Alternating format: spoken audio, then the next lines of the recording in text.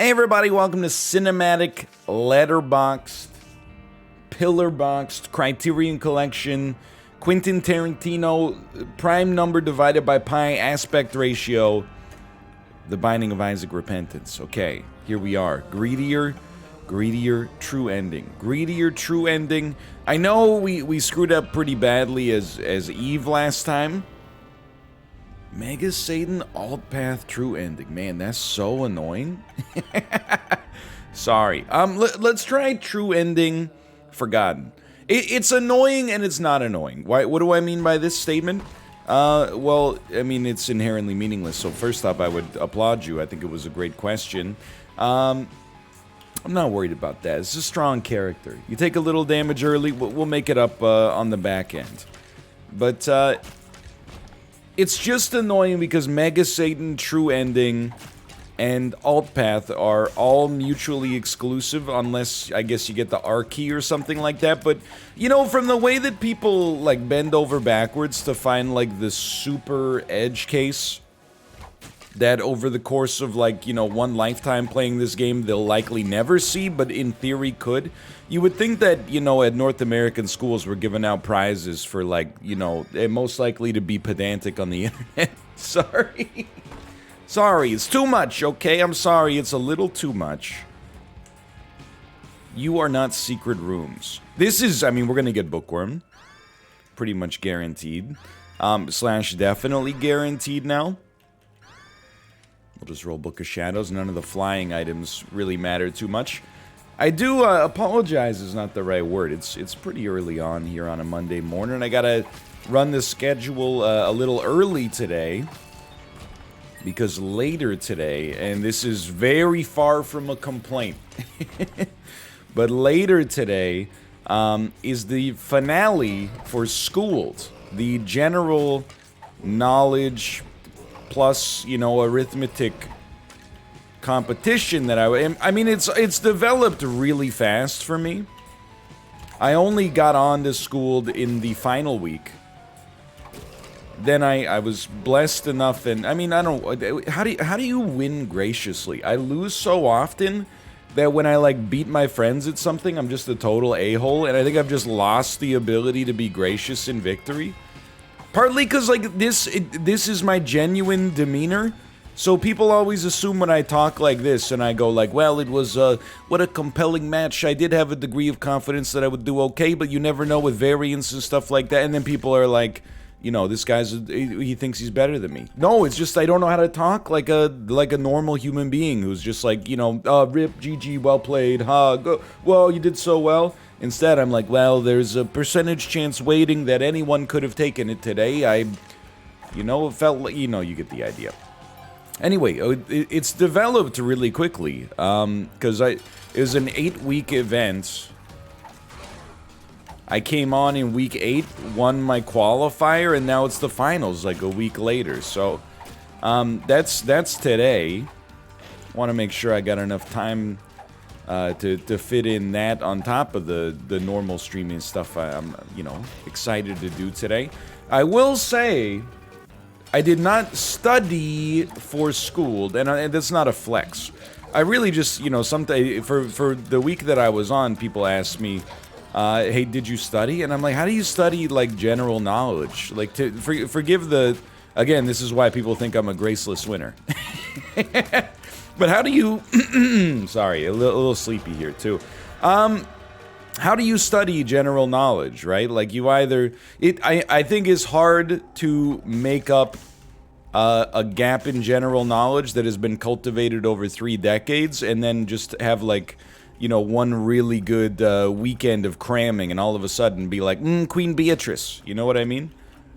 It's a little tough for me. But I will say, after going through Schooled, and we probably should have gone for Deals with the Angel here, but at least we got Contract from Below. Wow. Wow. Whatever, we're moving on. After going through Schooled last week, I did prioritize relearning multiplication and division. I know it seems like one of those things, depending on your age, you're either going to be like, that makes sense, or you're going to be like, how do you not know that? I learned it in the 3rd grade. You will unlearn it in at a later date. That's all I really have to say there, I think.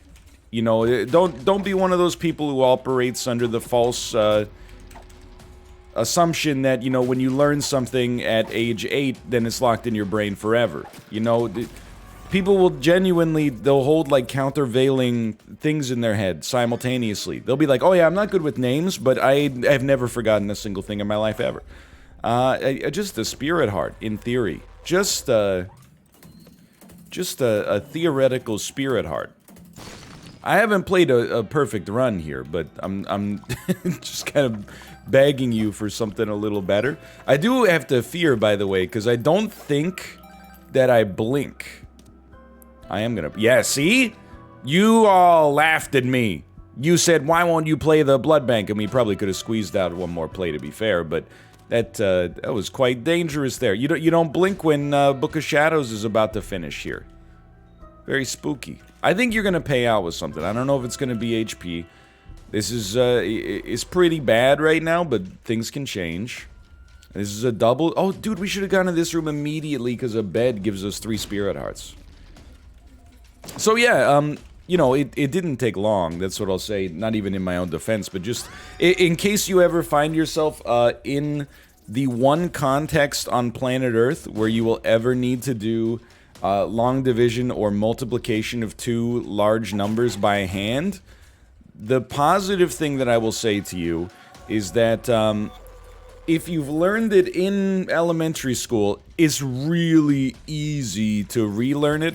Like, I watched a YouTube video of some guy, you know, my age, who was like, hey everybody! Sorry. I mean, it's made for kids, right? I understand, but it felt weird to be watching it. Cause it's just content that, you know, is not typically aimed at your demographic.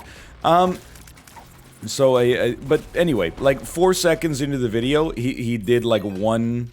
He's like, here's how you do like 7 times 14, and I was like, okay, now I get it. Get off my screen, please. Dude, hold on. Why am I not going to the curse room either? I'm fuzzy this morning. I'm fuzzy. It's funny that, like, again, you have all this stuff locked in your brain. At first, I was like, I'm surprised at how quickly it came back to me. But then I realized, oh, it's a health up. Okay, somehow. Then I realized, if anything, I should be mad that long division and multiplying decimals by hand ever left my brain in the first place. Because, I literally, over the course of my entire life, what an incredible get there. I've probably spent upwards of, I don't know, well, let's do a back of the napkin calculation, right? Probably, let's, you know, you're in school like 7 hours a day. Somewhere around there, at least I will absolutely take. And I would be a fool if I didn't at least try to take this, because it's fun. You're in school 7 hours a day, maybe, you know, a 7th of that is mathematics. This is going pretty well so far. This is going very well so far. Oh, no. We still got the pill, though. And then, like, what percentage of that is, like, you know, multiplication, division? I don't know, probably, like, 25%. So you really got 15 minutes a day for, like, a decade and a half of learning how to do this stuff. It adds up quite... that was amazing, man. It adds up quite considerably.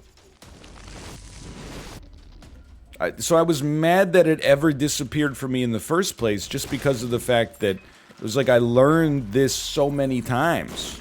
It never should have exited my brain. And yet, you know, I'm not... Hold on, I just want to make sure my Discord messages are good here. Oh, yeah, no problem. I do have to acknowledge I'm not one of those people who's like, it's practical in any way, shape, or form. There really is, like, no... I can't imagine a world, and you'd be stunned. Okay, so I finally, after, you know, begging for the location of a punchline through text for the last 9 minutes and 49 seconds, I think I finally got one. You would be stunned how many people believe this stuff like long division and multiplying by hand is a practical skill, and you know, we as a people, as a society, are slowly degrading because we're losing stuff like that. Like, you know, me as a student, I don't need to learn this stuff. It's not practical anymore. Me as an adult, when kids that are 20 years younger than me don't want to learn the exact same things I learned, this society's going to heck in a handbasket, right? Like, it's crazy. But then if you listen to what these people say, it's sadly irrelevant, kind of. If you listen to what these people say about, like, why you have to learn it, it always ends up being some kind of absolutely ridiculous nightmare scenario. Well, if an EMP is detonated in the power centers of the world, then we as a society are going to have to learn how to rebuild the electrical grid. And your calculators aren't going to work anymore, sweetheart, after the sun gets blocked out by all the nuclear fallout, just like in The Matrix 1. So you're going to have to multiply two numbers by hand in order to determine the correct resonance frequency for this to operate on. And you're like, really? Because, you know, it's funny how, like, when younger kids are in school, and you're a little older, you're like, hey, if the collapse of society happens, this might be useful for you. That was not what it was like when I was going to school. When I was going to school, people were like, at your desk job, you might need to know this. You know, I felt like we were getting prepared for a world that was, you know, existed in reality instead of in Roland Emmerich's nightmares. Roland Emmerich, for a footnote on this joke, most noteworthy as a director of disaster films like Independence Day and The Day After Tomorrow. Well, if you're in a plane crash and you only have a certain amount of oxygen available, then and you have to dive in order to get jet fuel to power your campfires, you're gonna need to be able to do long division of decimals by hand. And you're like, what are you talking about? I mean, at this point, we could have re-rolled, because I don't even know what this item does. This is a bit of a slap in the face. Hello. Anyway, long story short, I did relearn it, but I mean, I think I'm in the most likely scenario to have to actually do something like that, which is there's a financial incentive on a arbitrary trivia show to be like, hey, can you multiply 6.05 times 12.73 in 60 seconds, you know, with 100,000 people watching. It's really like, a game show is probably the most likely context for this sort of stuff to happen. In my opinion, at least. But it's kind of fun, you know, maybe I've found myself becoming an extreme caricature of myself. When I was relearning long division in particular, I was like, oh my god, double soul of Azazel. I was like, you know what, this is really just like a puzzle. And it's like doing a Sudoku puzzle that's really easy. It has like 6 steps and it only takes a couple of minutes. I was having a wonderful time, I'm embarrassed to say. What do you do for fun? I work out at the library. Oh, that's cool. I've been doing drop sets of 4-digit multiplication.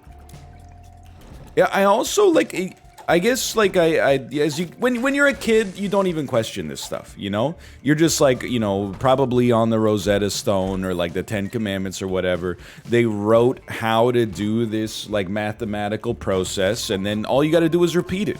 It's the same as like the order of operations stuff on Twitter that always drives me crazy, right? Where people deliberately write a mathematical expression in an ambiguous way, and then, you know, people that got a B+ in 5th grade math and haven't cultivated any more of a personality since are on Twitter like, are you stupid? It's not BEDMAS, it's PEMDAS, so it's not 16, it's 1. Are you crazy?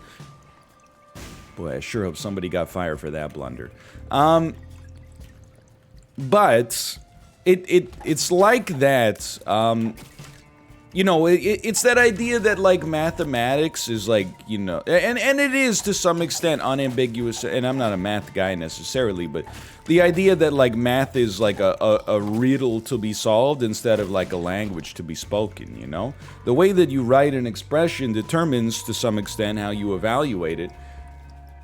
But it made me substantially more appreciative of, like, historical geniuses, I guess is maybe the way I would describe it. Like, the way I'm thinking about it is... And can I be honest with you here? I think it makes sense to save... maybe. I kind of think it makes sense to save a Soul of Azazel in order to use maybe on the... I mean, we can use one right here, no problem. But I think it kind of makes sense to save one to use for the Dogma fight. Whether or not it actually is gonna kill one of the phases remains to be seen. But so far, this is really good. And you know where we're going here. Hold on, let me caffeinate them. The jokes aren't landed, though. Even the sentences aren't landing. Hopefully none of the questions on school today are like, hey, tell a joke. Because then I am screwed, man. I don't know what I'm gonna do. Knock, knock. Dog walks into a... I'm out. Sorry, guys, going offline. But, like, to just replicate the method of multiplying two-digit numbers, or even, like, you know, a billion-digit numbers in theory, together, is one thing. You know, you gotta at least learn the pattern. You don't have to be smart, I think. You just gotta learn the pattern. But to come up with that formula, that must if the Nobel Prize had existed in, like, the year minus 400, whoever came up with the methodology for that, or for long division, honestly, they deserve, like, a Lifetime Achievement Award. Can you imagine how annoying it would have been to multiply these numbers before the existence of the system? And I don't think it's one of those things that's self-evident, you know? And that's, people will genuinely have, like, a 2.8 GPA and then be like, it's not that special. What do you don't think it's special to be the guy who invented long division? When people were still, like, you know, the biggest human invention up to that point was, like, you know, pottery? It's some incredible. It always reminds me, there's this, I read this story on Reddit that was like, what was the worst, you know, teaching moment you ever saw as a student?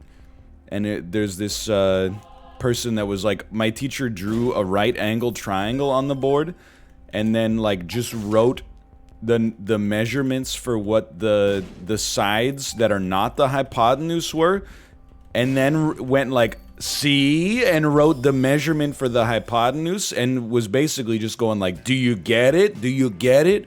Like, you're asking 12-year-old kids to, like, derive the Pythagoras theorem instead of actually, no. Not today, okay? Not this morning. We gotta be a little bit more sensible.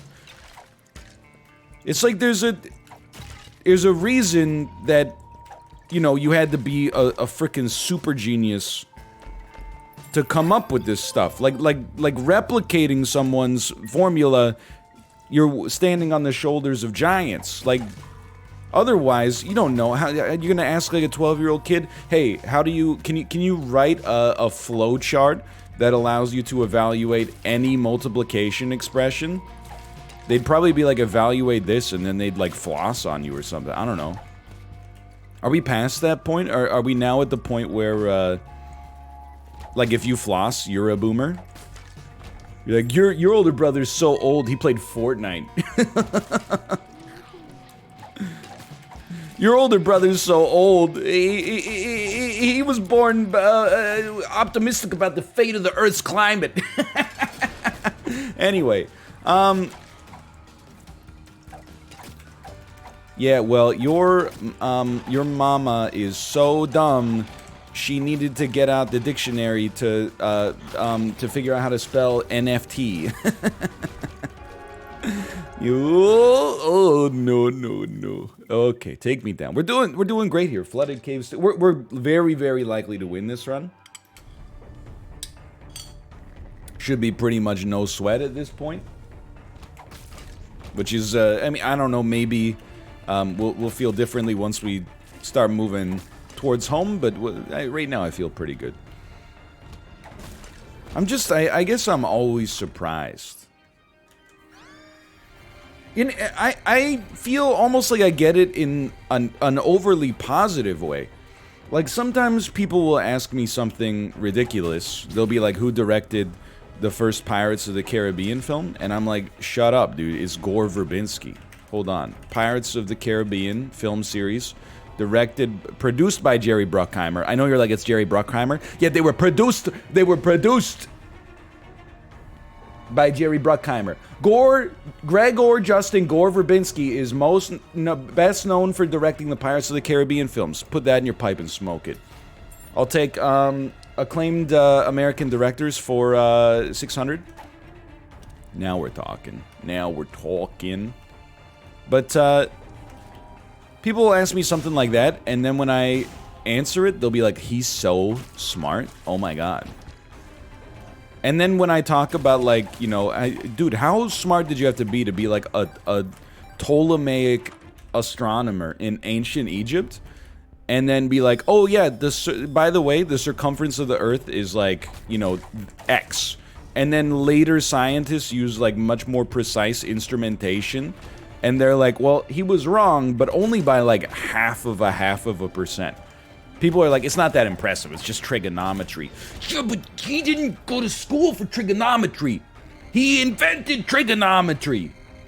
It's like, oh, it's not that impressive to, you know, go to the moon. You just build a rocket. He invented the concept of rockets. It didn't exist before. Okay, sorry. Think. Look at what they do to get a fraction of our intellect. Anyway.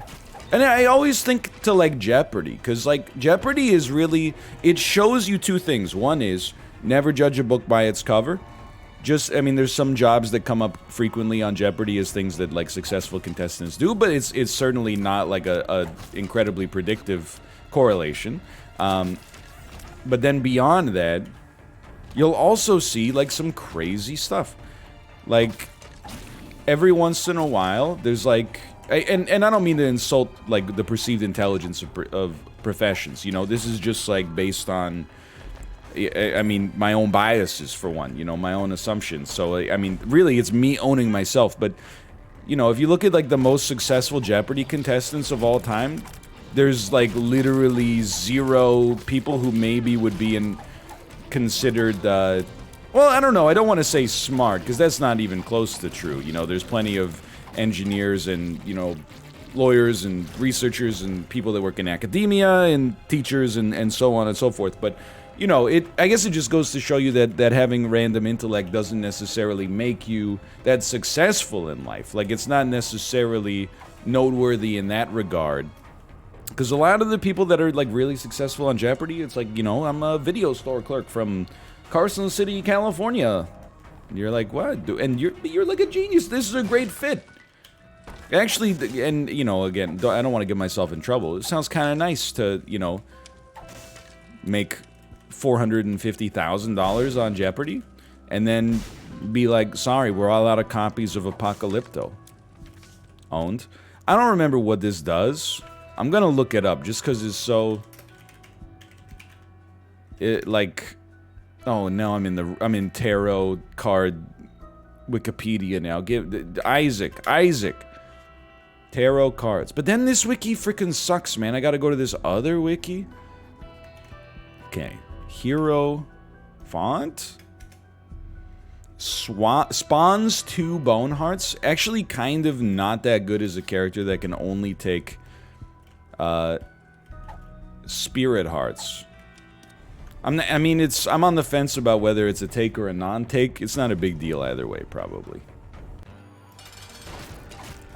I'm just gonna own up to it, alright? This is like a quality of life change for me. As I have paused the game and turned away from it, I have absolutely no knowledge of, or memory of whether or not we went to our item room on this floor. Definitely went to the shop, because that's where we got the trinket smelter. The item room, no memory at all, and I'm gonna keep it that way. Maybe, you can always just say planetarium chants now. Excuse me, sweetheart, I didn't, forget about the deal with the devil. I'm farming planetariums to get Uranus. Well, consider Uranus God. I'm just saying, like, trivial knowledge. I think people I guess this is the take-home message. My experience is that people let's just say overrate or overemphasize the impressiveness of having a copious amount of trivial knowledge. And very much underrate, like, incredible ingenuity, right? I think it's one of those things as well, and even I'm not involved in, like, you know, the science community, but I think the average person's idea of what constitutes, like, medical research, for example, there's our Fool card, is, and I'm being half real, but also, like, a little facetious, but also genuinely, I think this is how a lot of people think that it works to some extent. Maybe they haven't consciously come to this conclusion, but if I ask them how they feel that it works, this is gonna come up. I genuinely think a lot of people assume that a degree of scientific and medical research is just trying all chemicals on all diseases. You know, they're like, okay, it's June the 21st, 2021. Today we're going to be testing natural peanut butter on benign thyroid tumors. Okay, take it away, scientists. And that's, I have to assume at least, that's not really how it works. It's probably a little bit, you know, epigenetics and sequencing, and I don't even know. Like, I won't insult you by trying to concoct a sentence that makes it sound like I know. On the other hand, but you know, it's, I don't know, it's just weird, you know, like, there's, and you'd think that I'm, like, going at this from, like, an elitist standpoint. It's quite the opposite. Like, when I see, like, a new pharmaceutical drug has been invented or something like that, and I guess this is what, like, modern millennial life is like to some extent. Somebody invents, like, a new anti-inflammatory drug. I'm like, oh, big whoop, who cares? Somebody comes over and, like, fixes my sink. I'm like, you're the smartest person that's ever existed. Thank you so much. And they're like, I'm literally just a plumber. I'm literally just iced coffee. You don't understand. You've saved my life. Anyway. Just random thoughts here. I ruffled a lot of people's feathers this weekend. Because I tweeted, and the tweet is tongue-in-cheek, but is also not tongue-in-cheek, for the record. I'm just gonna donate this money. Oh no, you know what? We have a shop on our next floor. I always forget. I tweeted that, and I prefaced it with controversial take, but I thought, what if at least in cities, and this is not what I said in the tweet, but what if we said in cities, turning red, or turning right on a red light is now banned. And not every place even in North America does this, and I know, like, in Europe, apparently it's not common either, but, you know, if you're driving on the right side of the road and you're turning right at an intersection, in theory, and this is the way that we've been, oh, don't screw it up here, this is the way we operate in North America, you can turn right on a red light as long as you make sure that there's no traffic coming the other way. Turning left is, you know, not allowed on a red light, and is also much harder because you're turning against the flow of traffic. But in theory, turning right is totally fine, as long as there's no traffic coming your way, because of the fact that, just excuse me, it's a little overwhelming here. I forgot, it picks up in difficulty a little bit. Because the traffic would only be coming from your left, and you would just look and be like, okay, no cars. Wow, what a room. What a room for me. And thus the world. I'm gonna try this right here. This is worth a shot. And I'm gonna try this right here. I know we can fly, but I want to just make sure I'm putting the, you know, not getting hit by the blue fires when I put the bomb in there. I guess I could have just used 2 bombs, but then what? I would have saved myself a couple keys. Oh no, I only have 26. Oh no. I sure hope somebody got fired for that blunder. Anyway, okay, that's mighty good. Turning right on red, we're just gonna find our secret room, but we'll just chill for a minute here. Turning right on red is, like, actually totally fine most places, but in the city, and I don't just mean in Vancouver, I just mean, like, any place where it's busy, is so annoying.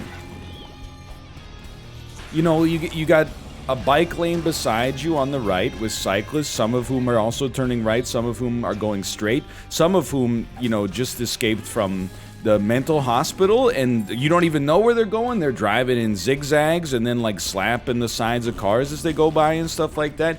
You got pedestrians, some of whom are following the rules of the road, some of whom are jaywalking. You got your drivers coming in the other direction, many of whom slow down as they approach a green light, and then when it turns yellow, they hit the gas as hard as they can, and they're like, oh, you thought? Like, it's just, it's, and then you got, again, you're just talking about, like, it escaped, criminally not responsible convicts behind you just honking the horn, like, why aren't you going? It's red! Red means go when you're turning right! Red means go! Like, the number of times I've been, a lot of the lights in Vancouver, maybe not a lot, but it depends where you are in the city, but they have a sign that, and it's a bold design choice.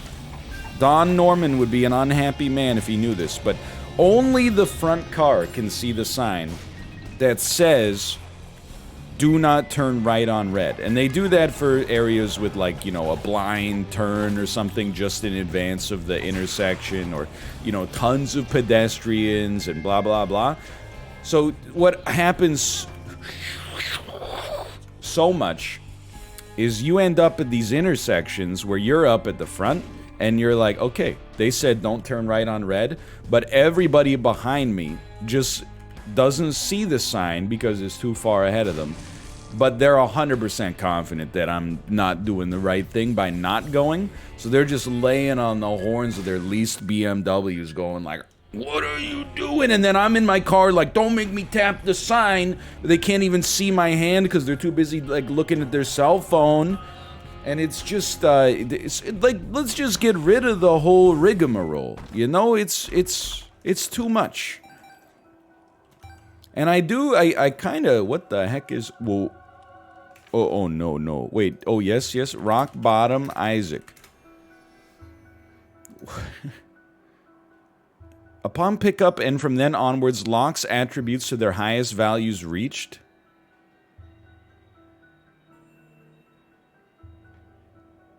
What?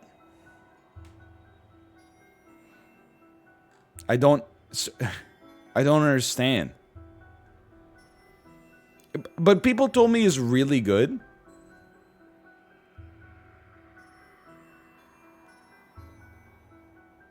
I look, I'm not understanding it, I think. Like, so many people have told me this item is good, and I don't just fully believe that I'm being trolled. Soul of Bethany. I sort of just don't understand how it works, I guess. Like, I just don't know, I suppose. We'll figure it out. Wait, we can use it more often? Okay, hold on. This is, now the run's getting a little silly. Let's get it charged up, I suppose. Anyway, long story short, I just, you know, everybody's working so hard these days. Why not just make things a little easier? You can take a little mini vacation, just like stare straight ahead at a red light, you know? Why does it always gotta be? I look like a prairie dog, like sticking my head out. Any cars, sticking my head out. Any pedestrians, sticking my head out. Any bikes? Any bikes in the road, any bikes in my blind spot, and then by the time you finish doing all your checks, you gotta do a check again for cars. Finish doing the check for cars, there's like a dude with no shirt on shouting at the sun, just sprinting into the intersection, and you're like, you know, maybe just staying right on, or staying, you know, in a straightforward position of just not operating at all on a red light would be totally fine. But then, and you know how it's gonna be, right? Like, you know where the insults come in here. This is funny. It's very good, don't get me wrong. Let's do a quick little donation. But everybody, you know, that lives in a town with a single-digit population density is like, I use right on red all the time. And I'm like, yeah, when you come to the intersection of County Road 4 and County Road 3, sometimes you gotta go right on red so that you can get out in front of that John Deere. Yeah, I'm pulling the urban versus rural card, okay? Don't even act, people, we're going off, man. It's all tongue-in-cheek, by the way. People that live in rural areas, I have been there. I have no disrespect for it. I think there's a lot of pluses and a lot of minuses. We don't want this yet. One of the pluses, for example, is that it tends to be cheaper. One of the minuses is that you have to drive 55 minutes to get to the closest grocery store. There's pluses and minuses, okay? You get a lot of property for yourself, in many cases at least. You get to know your neighbors well. And I'm not being facetious. The grocery store comment was just literally true.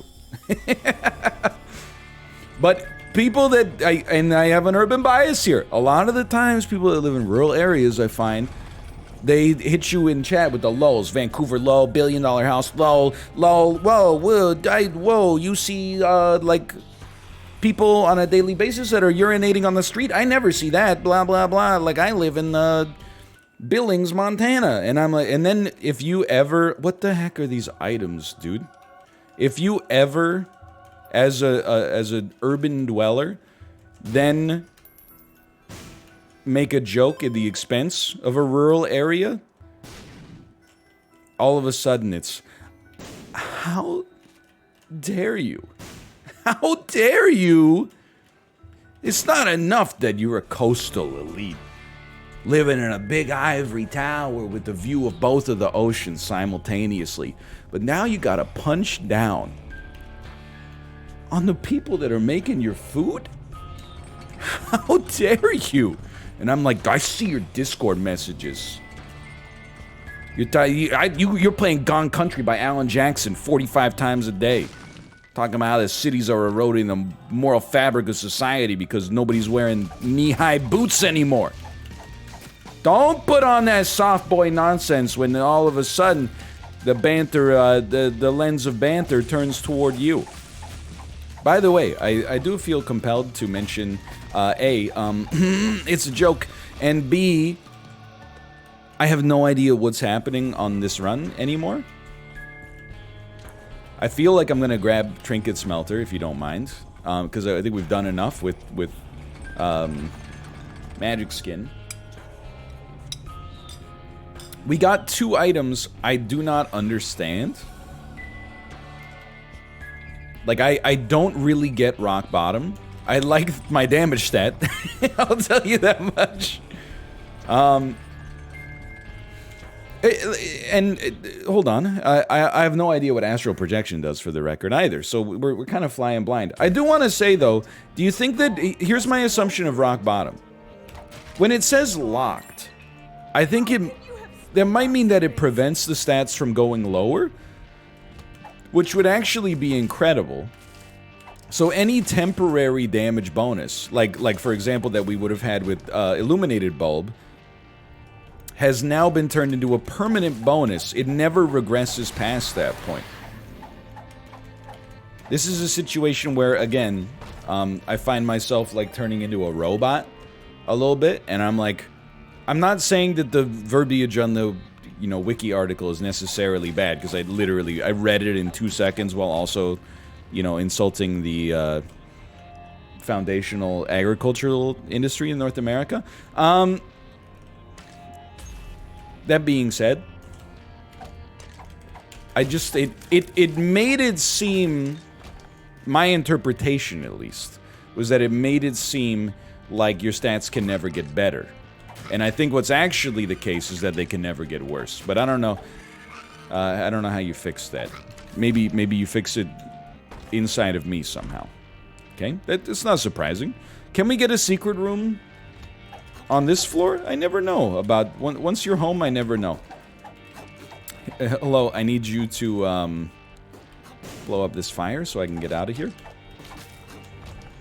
Anyway, can I tell you I saw a... I'm not going to tell you the exact license plate, because I think that that's, you know, potentially dangerous.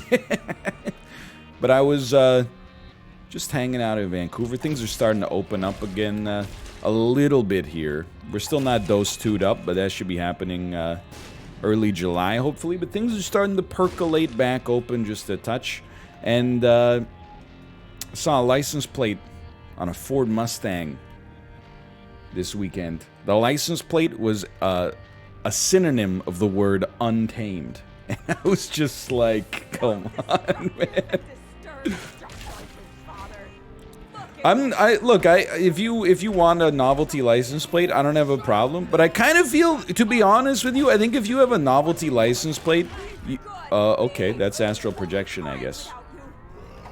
You have to acknowledge that if you use a license plate to make yourself seem like a badass, it's like the least badass thing of all time. It's like wearing a, like one of those shirts that's like, you know, if you send an iron worker to hell, Satan will send him back to Earth because he's scared. You know, it's like, you show me with your actions rather than, you know, your novelty apparel, I guess. If you got like a... If you got a compulsion to have a novelty license plate and it's something like, you know, maybe you're like, I'm the MILF man. And then you make your... What the heck? You make your license plate MILF man? That's kind of like how you become a local hero, to be honest. You'll be driving around, you'll tell your kids, you'll be like, look at that, I think it's the MILF man's car.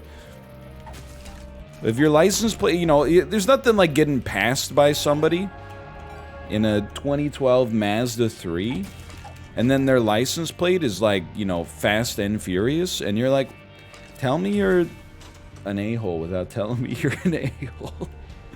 It's judgmental, but don't you buy a novelty license plate to be judged? You just expect to be judged in a different way than society actually sees you? People do, like, judge, they deliberately get things that cast attention upon them, and then they're like, don't judge me. I know what you mean. You're like, don't judge me negatively. Just judge me positively. I got the green glow under my car because I want you to know that I'm like, yeah, I saw Fast and the Furious when I was 9 years old, and, you know, it was my first experience with feeling what it was like to be alive, and, you know, it's fine, don't get me wrong, but I will also say, and what was on the license plate in this case was not germane to the point.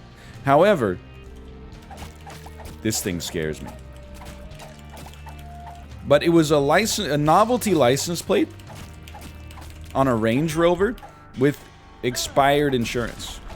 You know, because you get the sticker that's like, you know, July 2022. This one, they had a May 2021 sticker and a novelty license plate. I was like, man, you gotta get rid of that novelty license plate if you're gonna drag your heels on the insurance process. You're making yourself a target here. Anyway, I'm glad we can finally engage in some battle here, because I you know, I'm starting to go off a little bit. I don't mean to go off on a rant here, but does anybody else I was watching Jeopardy this weekend, legitimately, and they asked a question. It was like, I forget what basically it was about early programming languages.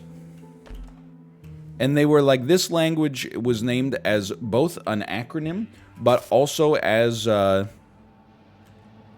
on, this could be fun. Confirmed not fun. May God have mercy on your soul. They were like, this language was named as an acronym for like basic assembly setup. And also for the ease of learning it. Dude buzzed in. What is COBOL? What do you... Basic assembly service? COBOL? You okay, man?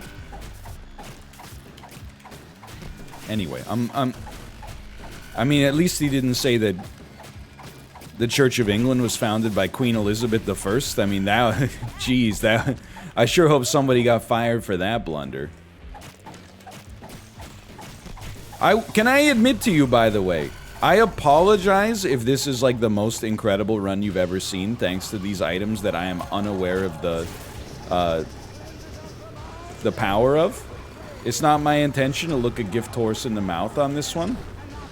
It's all that for half of Dogma's HP. I held that rune for like 40 minutes. That's so good. Anyway. We're good. We're good. We're gonna get some HP. We're gonna... Yeah. This should be the end of this character. Which is not the end of this character, because we will use them again at our leisure in the future.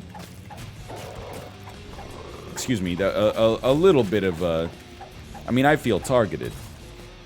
There goes Holy Mantle. He will never not lose Holy Mantle on Famine. It's just science. So, rock bottom, I think it... Your stats can never go lower than they were when you picked up the item. We had Holy Mantle again somehow. I am doing literally 0 damage. There we go. And Astral Projection, when you get hit, the room slows down and maybe you become invincible temporarily? I don't know. Something along those lines. Dude, I just realized that we also place bombs at the position of the Bone Lord. So literally, thanks to the Mr. Mega bombs, like, I'm just chunking them down here. That Mr. Mega, thanks to Magic Skin, may have actually been, like, the most valuable item you could ever ask for. Like, look at how quickly it's shredding them, dude. Okay, I blew myself up with that one, but also we did an absolute truckload of damage. Thank you. This one we gotta be a little... Cautious is not the right word. Not getting hit by that might be the word that I would use. Okay, I hate this part, but that's okay. Oh no, never mind, I thought he did... Yeah, that was so easy. We should be totally fine. I mean, the only way this could go wrong is user error, which is very sad for me because it's been known to happen. But, you know, every once in a while you're going to see an explosion in there. It's very useful. This is pretty much inarguably one of the best defensive runs you could ever ask for. I don't even know if he takes damage during this, by the way. So, like, I might be wasting the health of my tendons. Not to mention my bombs, but... I did just hear some, like, a pretty juicy explosion in there. I'm pretty sure he's toasted. Alright, that was really good. I don't know really what did it, but Isaac's tombs appeared in the basement. Thanks for watching. Hope you enjoyed it, and if you did, click the like button. It helps me out a great deal, and I'll see you next time. See ya!